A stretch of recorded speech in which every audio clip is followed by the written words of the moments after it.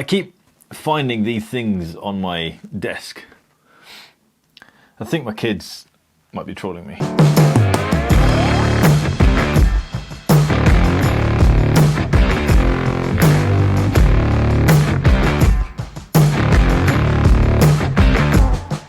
Welcome to Bark and Jack. I'm Adrian, and this is another Q&A video. This is episode number 10. This is where I answer the questions that you guys ask on Instagram or on YouTube. If you want to get involved, just hit that subscribe button down there and jump over to our Instagram page at Bark and Jack and give us a follow. Let's dive into the questions, and the first one is from NL128. Hi Adrian, what are your thoughts on the Apple Watch? Ever thought of getting one? Well, yes, I have thought about getting one. And I have. Watch out for a video dropping next week on this guy. BenChew92 has said Rolex Omega or Grand Seiko for first luxury watch. Well, yeah, any. That's anything from those three watch brands and you're pretty damn safe. Just check them all out as many as you can. Just try on as many as you can and pick the one that you feel the biggest connection with. But with regards to build quality and whether it's going to be a good watch or not, you're pretty damn safe with those three. Airy_ish. Best value for money sweet spot in the watch market today. I think that can vary within different price bandings. I guess the ultimate sweet spot at the moment right now for a well-built watch, a well-priced watch, and just a genuinely good-looking watch would be the Black Bay 58 from Tudor. It's hard to beat a watch that looks and performs like that.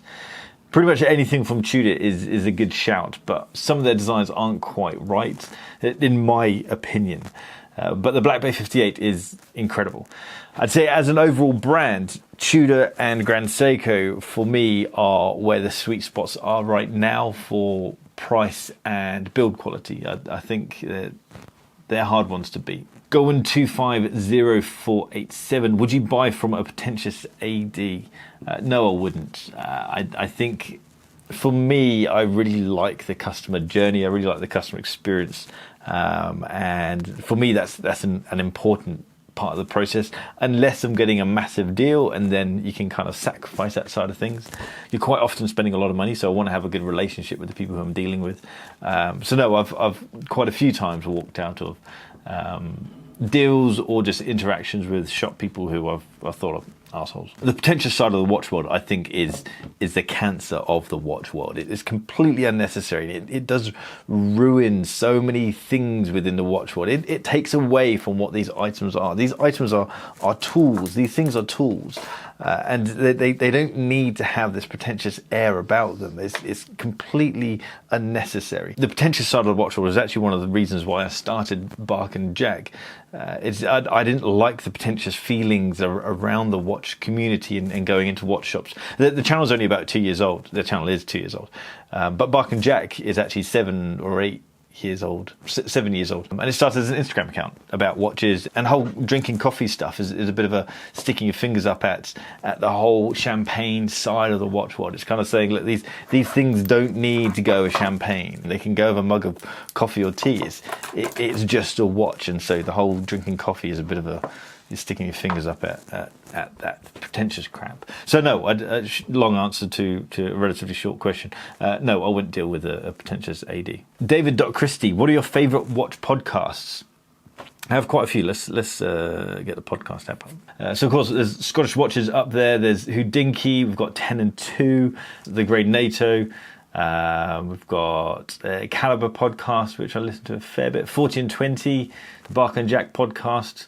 Watch and listen. So that's what I listen to. Johnny Mays. Hi Adrian, any thoughts on the new A. Lange & Söhne sports model and the brand in general? Thank you. I absolutely love A. Lange & Söhne. I think the designs that they have, I think they've hit that amazing point between traditionally inspired but then a modern take on tradition. I think so many people get that not quite right, and they've nailed that. I think the brand, everything about A. Lange & Söhne absolutely rocks.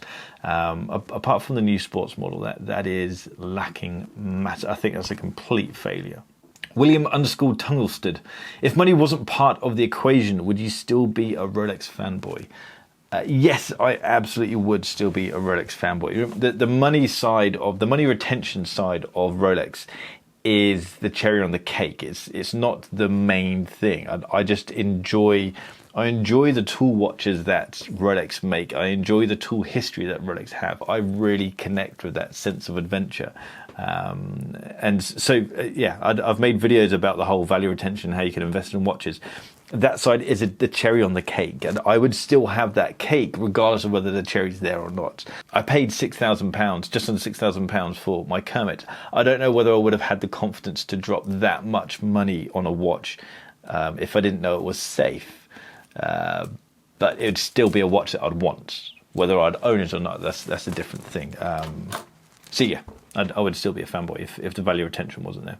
Dial watching. Enjoyed your video with Floatlight. Any more plans for interviews either on YouTube or podcasts? Absolutely. So the video that I shared with my chat with Floatlight was actually 10 minutes of like a 40-minute chat. So I'm going to be putting out a podcast of the whole conversation. I kind of kept some of the good bits back so that the podcast has more material. I'm recording another podcast on Friday with the girls from 10 and 2. And I already have another interview lined up for next month. So every month I'm going to try and do a talking watch. It's completely stole the idea off Houdinki. It's not going to be celebrities. It's going to be normal people. If you haven't seen the Floatlight video, I always forget which side it is. Click in one of the corners and that will link you to the Floatlight video. But there's going to be more of them. It's a format that I've been wanting to do for a while because I think the talking watches stuff is brilliant. I just think from Houdinki, obviously they get access to celebrities, and the celebrities obviously have a huge amount of money to spend on watches, and it's always enjoyable seeing them talking about their super rare whatever. I kind of feel it's nice to hear from normal collectors and what drives them to buy watches. So yes, more podcasts and more interviews coming. Stan watches. Would you think that without the strap side of Bark and Jack, you'd be able to quit your day job? Absolutely not. YouTube pays content creators so little, and that's why all full-time content creators have some other form of revenue income. Most have multiple revenue incomes. You just can't make a living off YouTube. YouTube is an amazing platform to market stuff. The platform's huge and the reach is massive. It's the second largest search engine, just behind Google. So ultimately, it's part of the largest search engine. But YouTube pay content creators very little, and the money that comes in from the channel doesn't even cover the cost of the equipment and travel expenses and things like that. So no, that I won't be able to be full-time without the straps. Flip to you. You should do a proper introduction for your straps in your video. Cheers. So I haven't done an introduction video for the straps, and I haven't done an article for the straps simply because these are very expensive to buy. Dealing in high-end leather goods is really expensive, and we just don't have the stock to push them. We've sold out of 2 of the colours already in 20mm straps, and that just kind of highlights how little stock we're able to buy. But as a quick overview, handmade in Belgium. The main leather is horse leather and is super supple, and then we have French calf leather that touches your skin. And so the whole thing is just really epically soft, and the softness was one of the kind of main criteria that I wanted in the strap. The buckle, there's been a few people making comments around why isn't the buckle engraved. When I was doing prototyping, it just didn't work. So the branding is just a very subtle stamp, Bark and Jack. If you want to check out the straps, jump over to barkandjack.shop. Guys, thanks so much for asking your questions and getting involved. I'm actually going to be reducing how often I do these videos. I'm going to be doing the Q&As every other week, simply because I have have probably about 10 videos just lined up to go, but I just, they need to be finished off. They need to be edited until I can find an editor who edits in a similar style to me. It's still me recording and editing everything. So until I can find an editor who can do things in the same style as me and produce stuff, then I'm still stuck with just doing 2 videos a week. I will try and increase the content. It is quite challenging. I want to do good quality content rather than just churning things out. If you want to get involved with the Q&As next time, just hit the subscribe button down there and look out for the community post that will be going up on YouTube. A little heads up on what's coming with regards to content. I'm going to do more collection videos around people's collections, videos around watches that are coming back into the fold, kind of brands that are changing. There's going to be a doctor video coming out this weekend. There's going to be another factory visit, and then I'm going to be having an interview with Grubel Forsey at the end of the month. So that should be really quite interesting. I'm also going to share a few micro brands that have caught my eye as well, because there's some really interesting stuff coming out at the moment. As always, guys, thanks so much for watching. If you want to check out our straps, jump over to barkandjack.shop and check out our leather and NATO straps. If you want to check out our previous content and articles, jump over to barkandjack.com. There's weekly articles going up there. Check me out on Instagram at barkandjack, and I'll see you guys next time. Take care.